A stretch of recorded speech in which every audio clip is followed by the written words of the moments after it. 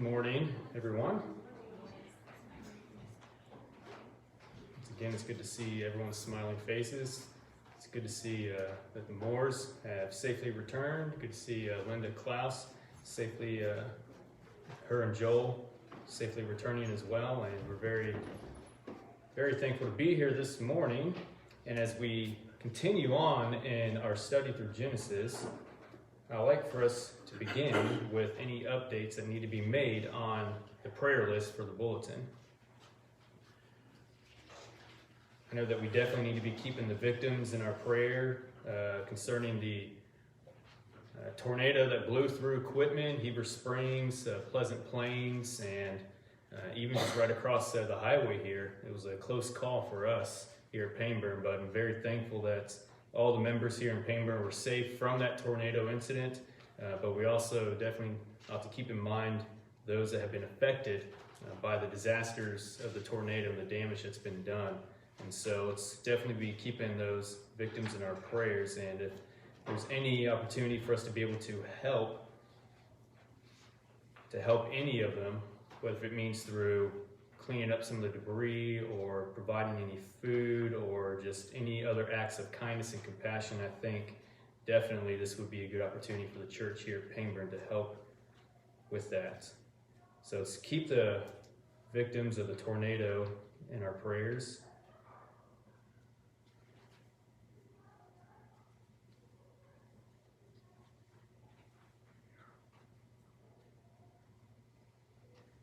I know Sister Dot hasn't been feeling very well for the past several weeks.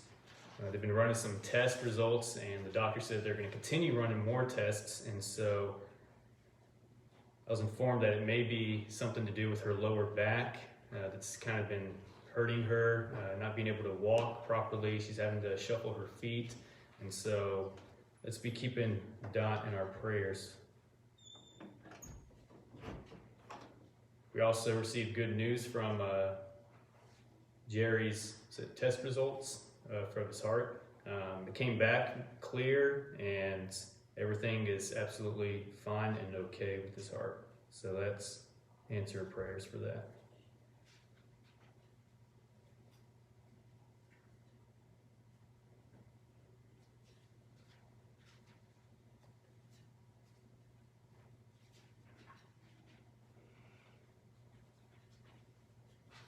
Any prayer requests?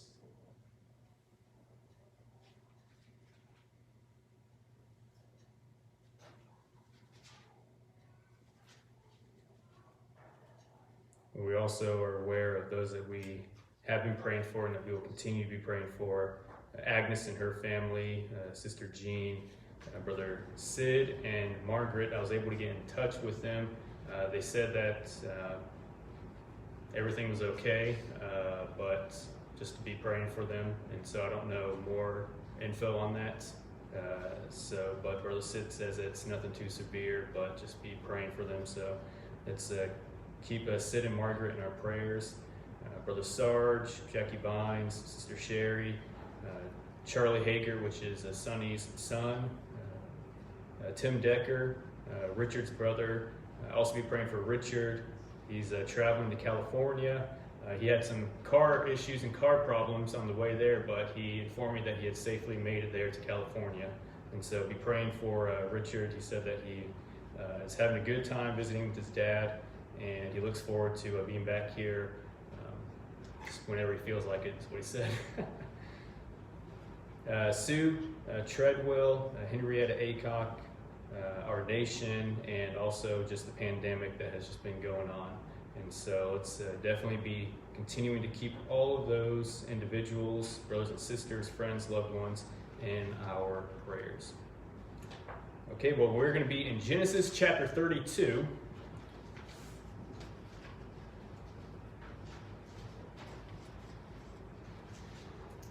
Genesis chapter 32, and I would say that this is the chapter that I've been waiting for. Why? Because it involves wrestling, which is why I titled this lesson of this chapter, God and Jacob layeth the smack down. They layeth the smack down. There's going to be an incident in the chapter. If you have done your reading each day of this past week, there's going to be an incident where God has a confrontation with a man who was unknown to him at first, but then later on realizes that he was face to face wrestling with God. That's going to be an important event that is going to be taking place in chapter 32 because it contains a lot of great important lessons for us, great important significance that's going to really impact the next several chapters. But chapter 32 of Genesis, verse 28, then he said, "Your name shall no longer be Jacob, but Israel. For you have striven or wrestled with God and with men, and have prevailed." This is one of those significant things, as I mentioned, that takes place from this event. He changes Jacob's name to Israel. And what does the text tells us about the meaning of Israel? What does it mean?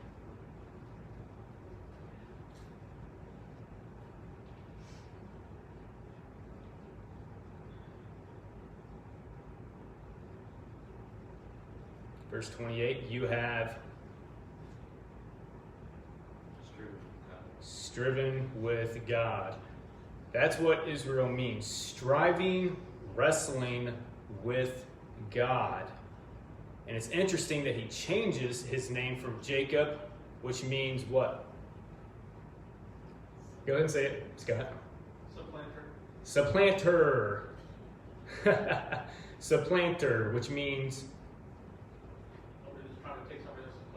somebody trying to take somebody else's place. What did Jacob do? Took Esau's place. And now, having face-to-face with God in this wrestling match, both of them were laying the SmackDown on one another, and God ends up changing his name. You're no longer supplanter. Other definitions may say deceiver or the taker of one's place. You are now going to be Israel, for you have wrestled with me, God says, striving with me. Names were important in Old Testament times. Jacob means deceiver, supplanter, as we just said, but that is how he left his home. He left his home that way. In returning to his home, he would be called Israel. I find that very interesting. He left home as a deceiver, supplanter, the taker of one's place. And now in his return back home, he's going to be known as Israel. I think there's a great lesson right there, generally speaking, when it comes to us leaving that former way of life and returning to our home. We're going to return to our home in heaven as what? As our old way of life, or how?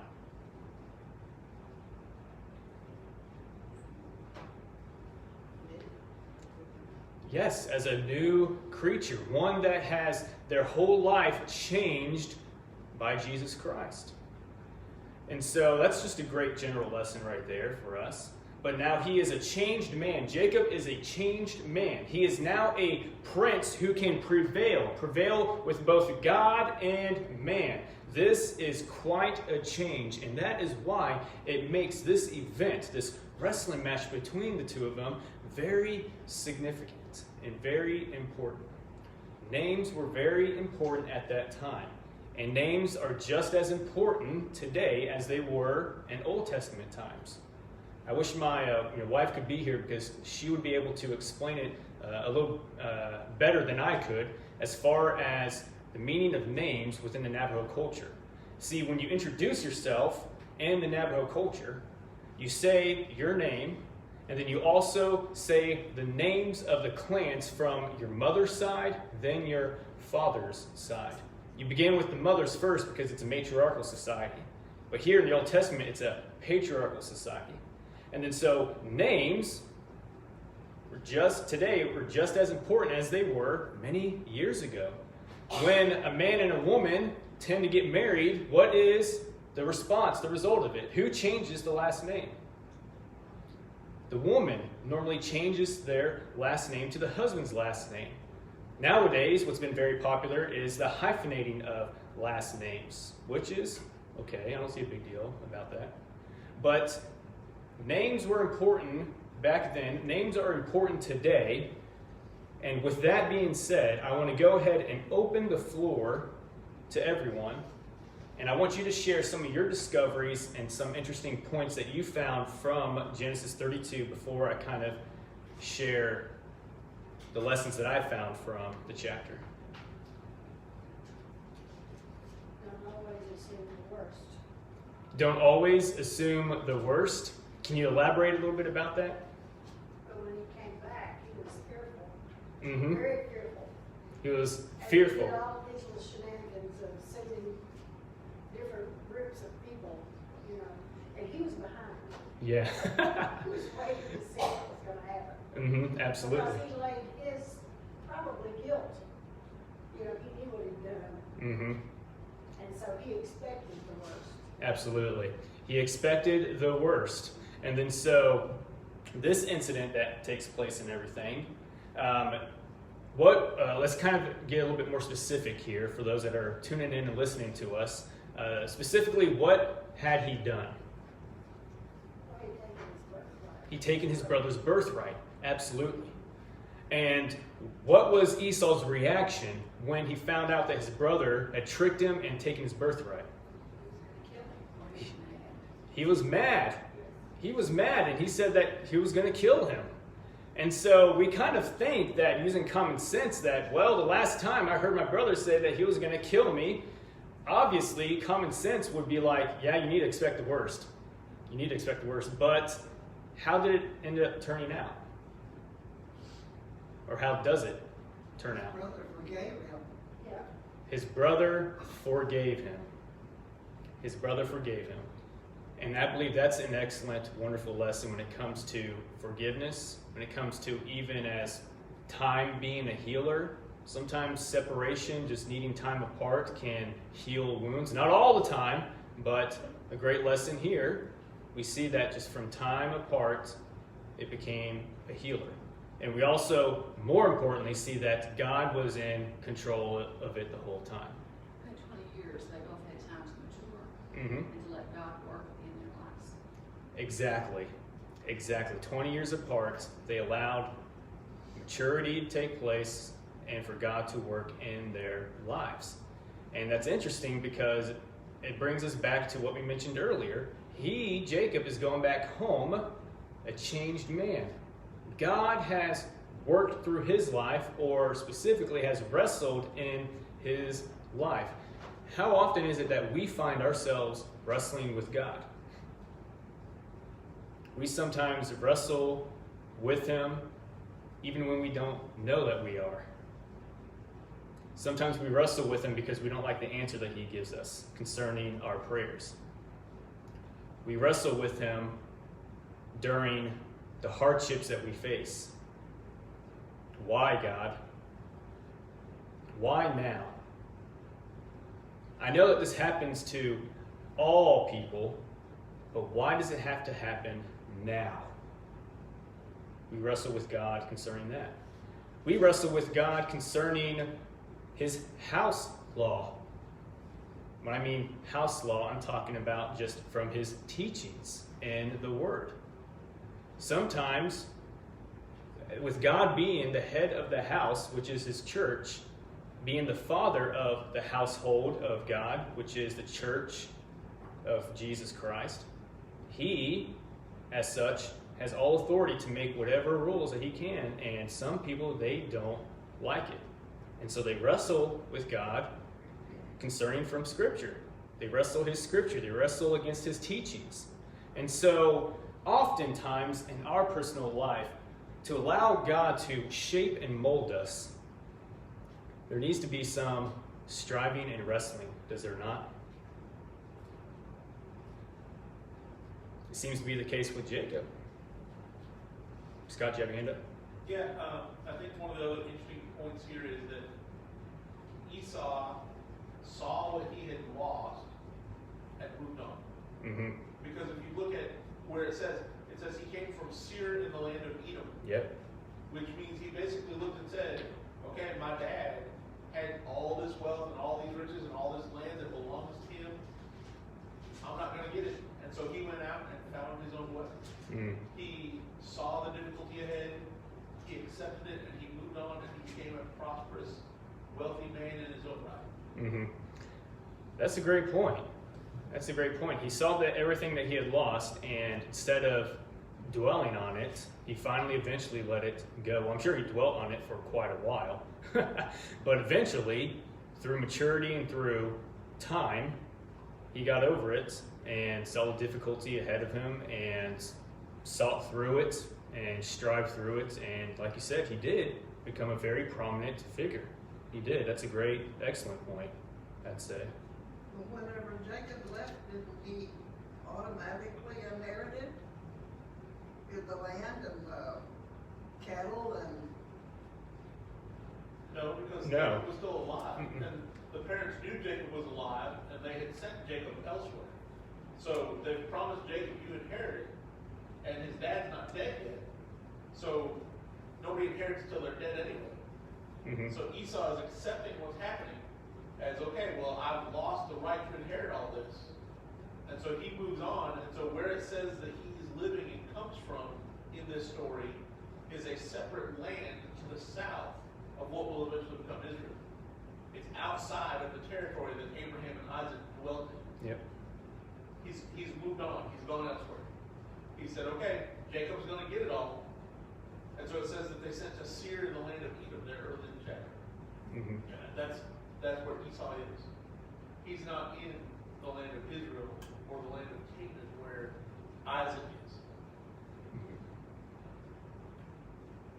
Yeah, good point. I want to go back and touch a little bit about what Gene indicated concerning that he assumed the worst, but then in the end, it all came out good.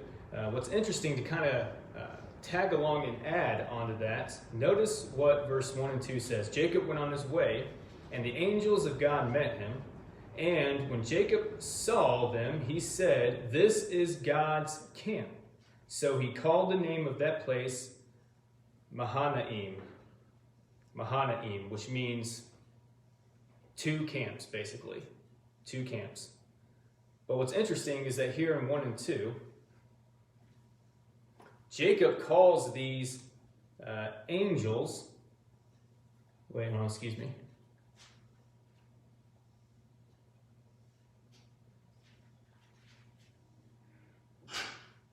King James, okay, yeah, I got it right here in my notes. Okay, yeah, King James, the King James Version refers to this as, this is God's host. You know what host means? The word host means army, an army. So with this being the case, thus they were Jacob's protectors. And with inside of an army camp, what do you have? It's not a trick question. Soldiers, yes. Soldiers. What are soldiers called to do? Protect. To protect. And so this being a host full of angels, of protectors, he is calling on them for protection because God at this time is being with Jacob as he is preparing to meet with Esau. You can see an interesting connection when you take this verse and connect it with Joshua chapter 5, verse 13 through 15. There it says, "And it came to pass when Joshua was by Jericho, that he lifted up his eyes and looked, and behold, there stood a man over him with his sword drawn in his hand. And Joshua said unto him, Are you with us, or are you against us? And he said, No, but as the captain or commander of the host of the Lord am I now here. And Joshua fell on his face to the earth, and did worship, and said unto him, What says my Lord unto his servant? And the commander of the Lord's host army said unto Joshua, Take off the shoes from your feet, for the place where you stand is holy. And Joshua did so. What does that sound like? Sounds like Moses and the burning bush. Sounds like Moses and the burning bush.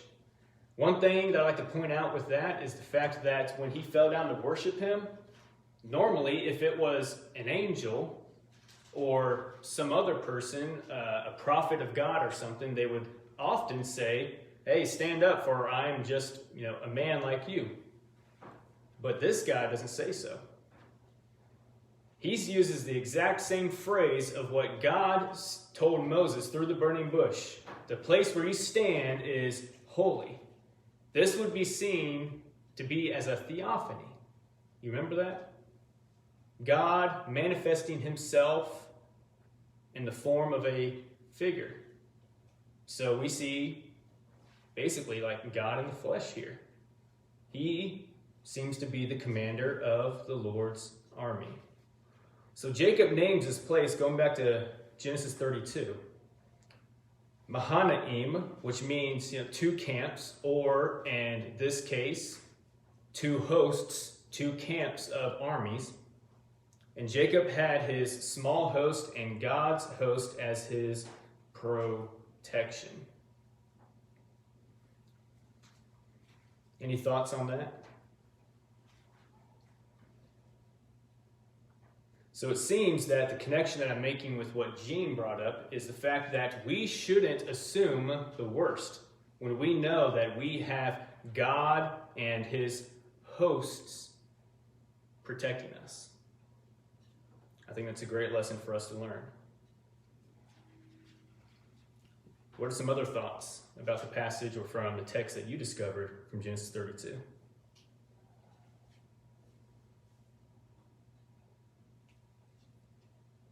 Like that he's trying to make it up to him because he was offering all of his animals and all to him. Seems that he is wanting to make things up. He's wanting to, as the word that we say, reconcile. Wanting to reconcile with his brother. He's wanting to make sure that everything between them is good, that it's all water under the bridge. And so his way of showing it is through basically like gifts when you think about it. Gifts of love. And so gifts can be very effective in appeasing the anger of another. Normally what happens when when spouses kind of get into arguments, what does the husband normally do when he apologizes to his wife? He brings her flowers. Yeah, normally brings her flowers.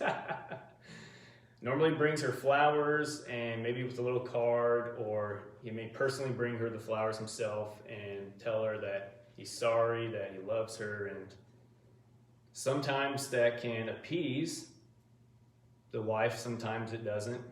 But just thinking of it as, that silly type of illustration or example, gifts can at times be very effective in appeasing another. Proverbs chapter 17 verse 8 says, A gift is as precious stone in the eyes of him that has it. Wheresoever it turns, it prospers. A gift is as a precious stone in the eyes of him that has it, and whosoever it turns to, it prospers. Proverbs 18:16 says, A man's gifts makes room for him and brings him before great men. In Proverbs chapter 21, verse 14, it says, A gift in secret calms anger, and a reward in the bosom of strong wrath. Pretty interesting things about wise sayings about gifts. Linda. Well, just saying, I'm sorry wasn't quite enough. Yes. Felt like. So he's offered all these gifts to show that he Truly is sorry. Yes. Yes, absolutely. So it's not just words, it involves what? Actions. Gifts of love, gifts acting on his apology, wanting to show him that he really is sorry and to make things up with him. And so I think that's a very significant detail that Sister Linda brought out. And so thank you for that lesson, is that gifts can be very effective in appeasing anger. Action speak louder than words. If you're truly sorry, then you will show the person that you're really sorry and have changed. Scott? Well, and if you'll remember, one of the offenses that Jacob had committed against Esau was stealing the birthright, which was stuff. Oh, yeah. He stole his right to inherit stuff. And so Jacob is basically saying, look, I've gone out and acquired a whole bunch of stuff completely independent from what we'll ever inherit. And I'm giving you a whole bunch of that you'd never inherited because it wasn't dad's to begin with. Interesting. Interesting point. Let me write that down.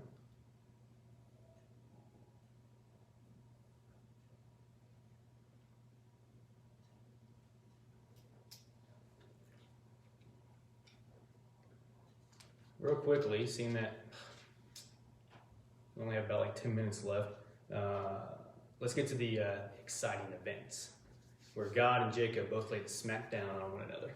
Beginning at verse 22, I like us to kind of go ahead and just read the whole section here. Beginning at verse 22, it says, "The same night he arose and took his 2 wives, his 2 female servants, and his 11 children, and crossed the ford of the Jabbok. He took them and sent them across the stream and everything else that he had. And Jacob was left alone. And a man wrestled with him until the breaking of the day." Can you just imagine? Imagine that you and your family are just out camping on a vacation, maybe just like in a secluded area of the desert, and you're looking at just the beautiful scenery, and you just want to take a stroll out during close to evening, by yourself to get some, fresh air and just to admire your surroundings. And then out of nowhere, some person jumps on you and just starts trying to wrestle you. Just imagine that. Verse 25, "When the man saw that he did not prevail against Jacob, he touched his hip socket, and Jacob's hip was put out of his joints as he wrestled with him. Then he said, 'Let me go, for the day has broken.' But Jacob said, 'I will not let you go unless you bless me.' And he said to him, 'What is your name?' And he said, 'Jacob.' Then he said, 'Your name shall no longer be called Jacob, but Israel, for you have striven with God and with men and have prevailed.' Then Jacob asked him, 'Please tell me your name.' But he said, 'Why is it that you ask my name?' And there he blessed him. So Jacob called the name of the place Peniel, saying, 'For I have seen God face to face, and yet my life has been delivered.' The sun rose upon him as he passed Peniel, limping because of his hip. Therefore, to this day, the people of Israel did not eat the sinew of the thigh that is on the hip socket, because he touched the socket of Jacob's hip on the sinew of the thigh." Seems pretty interesting when you take a look at verse 24 through 30, that Jacob's wrestling with the angel is typical of our struggle with God and prayer. I know we kind of already briefly discussed this, but I kind of want to take it into deeper detail. Colossians chapter 4, verse 12 says that Epaphras, who is one of you, a servant of Christ, salutes you, always laboring fervently for you in prayers, that you may stand perfect and complete in all the will of God. That word, laboring fervently, in the Greek, means to agonize through striving or strife. Agonize through strife. To contend with an adversary, to fight, to labor fervently, to strive is the idea. When Epaphras prayed, he was in a wrestling match, like Jacob, much like Jacob was with the angel of God, or with God himself, more specifically. In prayer, we grab hold of God, and there we wrestled with a man. In prayer, we use energy and emotions as we communicate with God. In prayer, we are persistent. And they were persistent in the wrestling match until the breaking of dawn. In prayer, we ask for a blessing, do we not? Jacob says, I will not let you go until you bless me. In prayer, we are bold. Just like Jacob was bold when he said that I will not let you go until you bless me. In prayer, we know that we can receive from God, just like Jacob received the blessing from God in his wrestling match. In prayer, we believe that we can prevail with God, just as Jacob, as a prince, had power with God and prevailed. Verse 28. Just like Jacob wrestling with God, we too wrestle with God concerning our prayer life. We grab hold of God like Jacob wrestled and grabbed hold of God. We use energy and emotion as we communicate with God. That's the wrestling part of it. We are persistent until the breaking of dawn. We ask for a blessing. I will not let you go until you bless me. We are bold. I will not let go. We know that we can receive from God, just like Jacob received the blessing there. And we believe that we can prevail with God in prayer. Folks, very much alike when it comes to our prayer life in comparison to Jacob's wrestling with God. Any thoughts? I like to kind of compare it to verse 9 through 12. This is, I guess, on the previous night. We basically have a different version of the same thing. Mm-hmm. He's praying to God. He calls on him. He says he fears his brother. And then in verse 12, he said, "For you said." He's telling God, he's quoting, "Here's what you said you're going to do. Are you going to do it?" Mm-hmm. And I think that's similar the next night to the wrestling match. Absolutely. I'm not going to let go. You said. Yep, exactly. I think just kind of paralleling those two things. That's exactly what's going on in the context. It is. I mean, he's praying it, and the following night, his prayer comes into literal action as he's wrestling with God concerning that. Yes, that is contextually what is taking place and going on. Any other thoughts concerning about the wrestling match with God as they were laying the SmackDown on one another?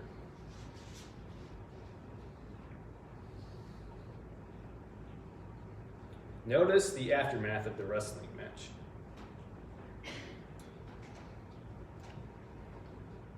Verse 30. So Jacob called the name of the place Peniel, saying, "For I have seen God face to face, and yet my life lives." The aftermath of the wrestling match he had with God was a sense of wonder and awe, a sense of thanksgiving. Because what did God say to Moses concerning about seeing his glory face to face? What would happen? It would die. Apparently, Jacob indicates here that he saw God face to face. Some kind of thought that maybe perhaps God, as he manifested in the form of this man, had some kind of a mask like, wrestlers do a day so he couldn't see his full face. Well, I don't think so, because Jacob clearly says it. He says, I've seen him face to face. I saw him face to face, and yet my life is preserved. A sense of wonder and awe. Verse 31, it says, "And he passed over Peniel, the sun rose upon him." In the aftermath of wrestling with God, there is a rising sun. The sun begins to shine. Just as after our wrestling match with God in prayer, there too, the sun, S-O-N, rises and shines above us. It's like a picture that I saw recently, like on Facebook, where it shows a cat, a small little cat, and then it shows a big lion. And above it, it says, how I look before I talk to God in prayer, and it shows like a little cat. And then at the bottom, it says, how I look leaving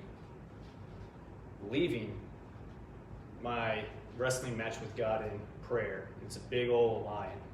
And so isn't that not how we feel too after we expressed all of our energy and poured out all of our emotions with God in prayer? We kind of feel better, do we not? Well, we should be feeling better after we've poured everything out to Him in our prayers. And just as Jacob finished his wrestling match with God, he felt the warmth shining of the sun rising upon him. And just like us, we too can feel the warmth shining of the S-O-N sun in our life. And also, verse 28 and verse 31, the aftermath of wrestling with God is wonderful because he is now a different man. His name shall be called no more Jacob no more, but Israel. He came back a changed and different man. We too, likewise, are renewed. We are changed. We are different. We are molded. We are better after our time with God in prayer. Any other thoughts? It seems like after you pray and you've been very sincere about it, now there's a sense of a feeling of relief Yes, in your heart. absolutely. Feeling of relief. Sincere with your heart. A feeling of relief. And it seems that this is what Jacob felt as well. Connecting it back to him at first, assuming the worst. Yes, assuming the worst, but then after spending the night in prayer, after sending messengers to speak to his brother and talking to God in prayer, and then the next night wrestling with him in prayer, and the end result of that striving, of that wrestling match, there's relief. A sense of relief that And all I is guess well in now. a sense, we do see God face to face in prayer to Him. So in a way, see Him face to face because we're talking to Him and Mm-hmm. I guess imagining what He looks like. Mm-hmm. Well, we're in this throne room, spiritually speaking. I mean, when we're in prayer, spiritually, we are before His throne. We are in the throne room before Him, pouring out. Yes, absolutely. In a way, we are in His presence. We are in His presence when it comes in prayer, when it comes in worship, and being in His overall presence, there can be a sense of relief. Hey, Corey, Yes. it says in 2 Corinthians 3, it's talking about the ministry of reconciliation and of righteousness. It says in verse, starting in verse 10, it says, "For even what was made glorious had no glory in this respect, because of the glory that excels. For if what is passing away was glorious, what remains is much more glorious. Therefore, since we have such hope, we use great boldness of speech, unlike Moses, who put a veil over his face so that the children of Israel could not look steadily at the end of what was passing away, but their minds were blinded. For until this day, the same veil remains unlifted in the reading of the Old Testament, because the veil is taken away in Christ. But even to this day, when Moses is read, a veil lies on their heart." And then this is the key. It says, "Nevertheless, when one turns to the Lord, the veil is taken away." Mm-hmm. So, I mean, when we have the ministry and understanding of Christ, That's right. we've come to understand that veil is taken away. Talks about the hope and great boldness of speech. That's right. Didn't compare to even Moses himself. That's right. Excellent thought, excellent passage in comparison to there. Because knowing that, having that ministry of reconciliation, there in the context referring to the new covenant, the New Testament that we have, that is where we come into contact with Jesus, and He removes that veil, giving us that ability to draw near to the throne, going to Hebrews. I know Brother Hunter really loves the book of Hebrews. Yeah, drawing near to him and having great confidence and boldness to approach his throne of grace. And so excellent thoughts right there when we definitely put all the pieces together. But seeing that our time is up, is there any other closing remarks concerning Genesis chapter 32? Any discoveries that you found, interesting points from the text or lessons? If not, I thank each and every one of you for your participation. It's one reason why I love Bible class. There's a lot of interaction going on, a lot of good thoughts being shared from the text. And so thank you again for your input, your questions. And next week we will come back with chapter 33.